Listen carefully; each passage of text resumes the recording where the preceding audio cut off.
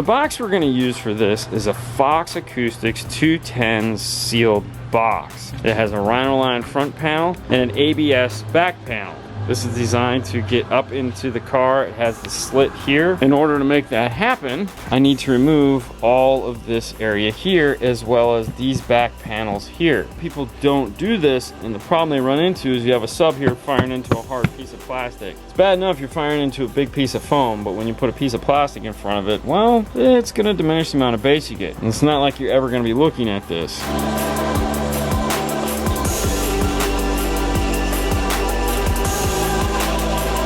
To start with, we're going to need a 10 millimeter wrench to pull all these screws out, and then this is just going to need a Phillips. It is also easier if you just remove the whole back of the seat to get that new box in place. To remove the back seat, there's a 14 millimeter bolt here underneath this trim panel that just lifts up. There's another one under there, and of course there's two on the driver's side. To get this back panel off, there's 3 screw holes here. There's 2 on the driver's side. Once they're removed, simply pull back and this will pop right off. The nice thing about these clips here is that you can snap them back into place so that you won't lose them. And the 3 screws you pulled out, screw those back into their locations. Remove all the 10 millimeter bolts that you see.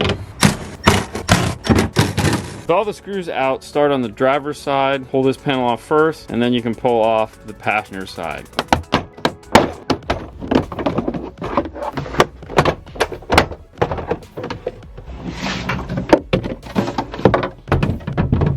That's it, huh? Sometimes when you're in the process of doing a car stereo installation and you're moving along, you always run into little tiny hiccups here and there. And we ran into one on this truck and we had to scramble to come up with a solution. What are we talking about? The subwoofer enclosure. The subwoofer enclosure that we had, Fox Acoustics box, wasn't the right one. There was some miscommunication on the website as to which one actually works in this truck. We got the wrong one. When we went to fit it in the car, you know, we took all the back seat out, as you guys have just seen. It didn't fit right. And I was like, there's something wrong here. So we did a little bit more research and we found out, yeah, no, it's not the right one. And of course, trying to get another box within isn't gonna happen unless you build it yourself, or if you have someone that can build it for you, like overnight. We do, and this is what we came up with. The problem we were having is that the box, it just didn't fit right. It just kind of floated back here, and I was like, that's not right. That's not the way it's supposed to be. Behind this panel, there's 2 vents and a motor. Of course, you have this giant bar that goes across here. The box has to be L-shaped in the back, and anyways, long story short, we designed this box last night, called our buddy Sean, and he knocked it out overnight for us. Added our logo, added a Toyota logo, bonus there. I had him put the woofers on that side,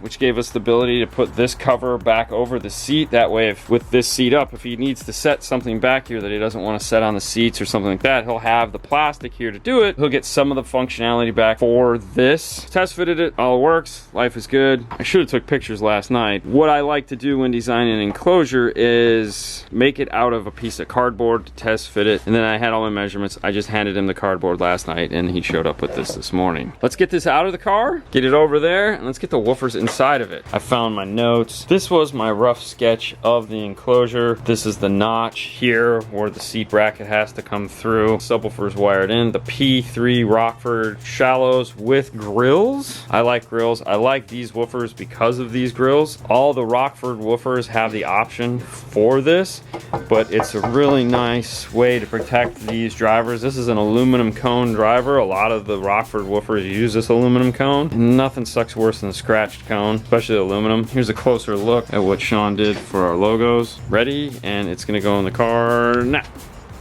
And that's it back in place with the subwoofers. We did cut the plastic here along that rail. This would get in there, and then we left the top half. Behind here and here are 2 air vents to help reduce cabin noise. We wanted to make sure there was still something there in those. Fernando called me over because he wanted to talk about something that he's seen when we have cars come in, and that is the plug and how people don't install it the best way. What have you seen in the past? Well, normally we have a lot of questions. I have the plug, I just want to install it. If you put it like this, of course it's gonna hit your window as soon as you roll it down. If you put it down, well, it doesn't do nothing for the speaker. One of the reasons I actually like to put a little bit of roadkill on the bar is because I cut my plug. If you go on the center of the hole and you go back, the only thing you have to cut is a little bit on the bottom. Watch your fingers when doing this. Yep. If you just peel it off and plug it back in, you might get the window hitting the foam. I already tested in the other door and I have to cut it at least 1/2 inch. The same way, be careful. So to get that 1/2 inch, you just set the plug in place and roll the window up and down. Correct. And when it gets to that point, you mark it and cut it. In this situation, if you see right here in the inside, it's kind of an angle. Of course, you gotta cut a little bit more. You have to take in consideration the angle. Because it's gonna tilt forward. As you see, I didn't cut nothing in the bottom because the window doesn't go all the way to the bottom. So we're gonna keep that one. You go right there on the center, push it a little bit. You don't have to push it hard. And that's gonna clear our window. Perfect. Second plug. Like we talked about in the previous door, making sure that the foam isn't going to roll when you put the door panel up. Fernando's going to walk us through the process he uses to check that. He's already applied the foam to it. How do you recommend doing that? Obviously it looks like you're putting it around the outside of the speaker. The reason why, because it actually holds better the whole bracket with the speaker, and when you put the plastic panel back in, you don't have 4 or 5 inches of foam going outside. People put it in the front. Sometimes when you're gonna replace the speaker or you wanna service the car, you're gonna get rid of the plug because put everything on top of the speaker. The next thing we have to do is test fit it our door panel. Before you snap it in, grab a light and try to look around the foam. It's not gonna fall in front of the speaker. Sometimes in some of these cars, you can grab the light and put it in the side. In this situation, you can because the angle of the door panel, but it's okay. In this one, you go around, everything is fine, nothing is damaged the speaker. Now we can go and actually plug everything back in and finish the door. Last door for me. And we're done. Good job, Fernando. Fernando has the tweeters all dressed up. It'll plug into place. He's added some shrink wrap over to it. Our capacitor is mounted. Let's get these into the car.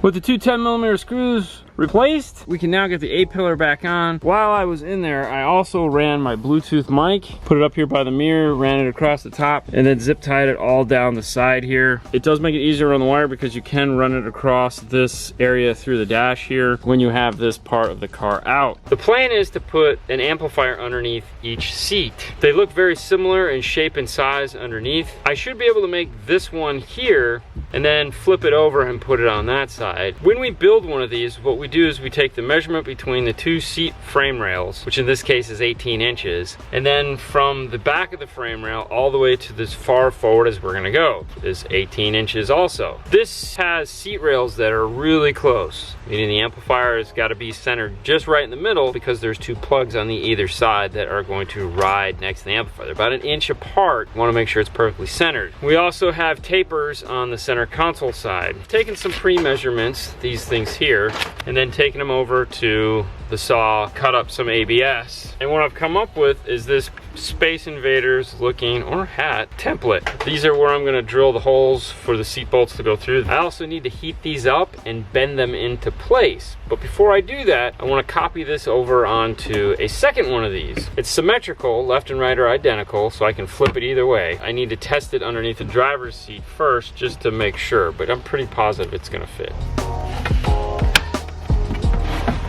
The panel fits exactly the same way it does on the passenger side. It's an exact copy on both. When test fitting a panel, sometimes it is easier to bring it in from the back side than trying to keep coming in from the front. Just push the seat forward like this and slide it into place. Once you get the amplifier on it, then it becomes somewhat more difficult. Using some double-sided template tape, apply it to the surface. The ABS over to the back side where the shiny side is so the tape will bite in good. You can use double-sided tape on the rough side here. It does stick better on the flat side, and seeing how this is symmetrical, it doesn't matter what side I tape it to.